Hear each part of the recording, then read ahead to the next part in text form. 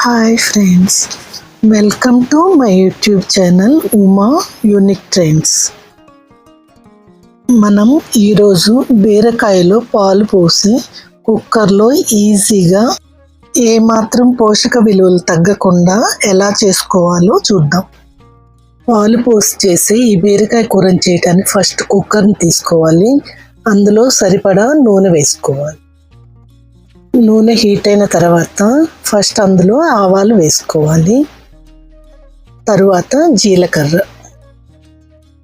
Next కరివేపాకు వేసుకొని సన్నగా తరుక్కున్న చిన్న ఉల్లిపాయలను కూడా వేసుకోవాలి. ఇప్పుడు కట్ చేసి పెట్టుకున్న ఉల్లిపాయల్ని పచ్చిమిరపకాయలని కూడా వేసుకోవాలి. వీటన్నిటిని కలిపి ఫ్రై చేసుకోవాలి. మరి ఎక్కువగా లైట్ బ్రౌన్ కలర్ వచ్చిందాక ఫ్రై చేయక్కర్లేదు. జస్ట్ ఉల్లిపాయ ముక్క మెత్తబడితే చాలు. ఇప్పుడు వీటన్నిటిని గరిటె సహాయంతో అడుగును మాడకుండా తిప్పుకోవాలి.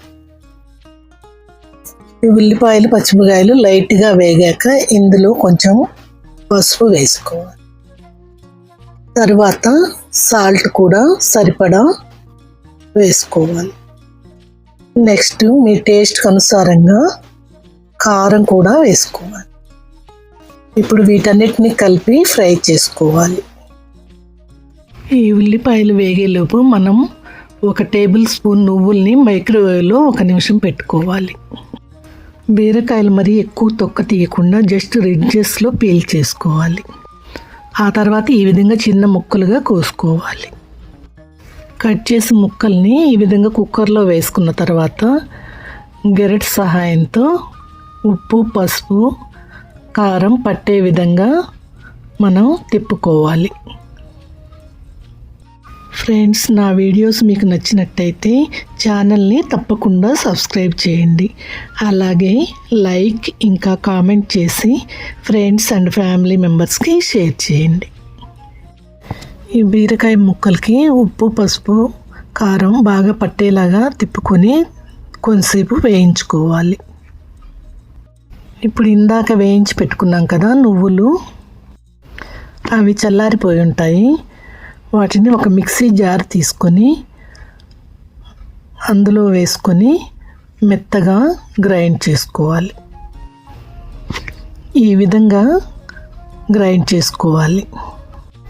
ఇప్పుడు ఈ పొడిని మనం కూరలో వేసి కలుపుకోవాలి. ఈ నువ్వుల పొడి వేయటం వల్ల కూరలో కమ్మదనం వస్తుంది. అలాగే హెల్త్ వైజ్ కూడా చాలా మంచిది. ఇప్పుడు గెరెట్తో నువ్వుల పొడి కూరలో కలిసిపోయేలాగా కలుపుకోవాలి. ఇప్పుడు దీన్ని కొంతసేపు ఫ్రై చేసుకోవాలి. ఈ కూర అంతా నువ్వుల పొడిలో బాగా ఫ్రై అయిన తర్వాత మనం 1 కప్పు పాలు పోసుకోవాలి. పాలు పోయటం వల్ల బీరకాయ కూర టేస్ట్ మరింత ఎన్హాన్స్ అవుతుంది. పాలలో కూరని కలుపుకోవాలి. ఇలా కలపటం వల్ల అడుగున మాడకుండా ఉంటుంది. ఇప్పుడు పోసిన పాలు ఒక తెర్లు రానిచ్చి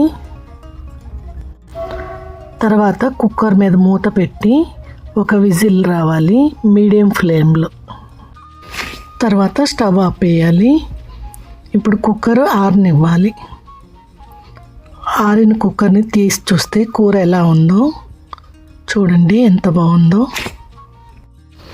అంతేనండి, సూపర్ టేస్టీ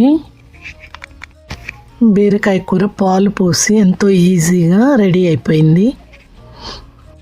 ఇది మనం రోటీల్లో కానీ అన్నంలో కానీ తినచ్చు. ఇంకా ఈ తొక్కలతో మనం ఎంతో టేస్టీగా పచ్చడిని తయారు చేసుకోవచ్చు. మీరు రెగ్యులర్గా చేసే బీరకాయ కూర కాకుండా ఈసారి ఇలా ట్రై చేయండి, ఎంతో టేస్టీగా ఉంటుంది. Thank you for watching my video.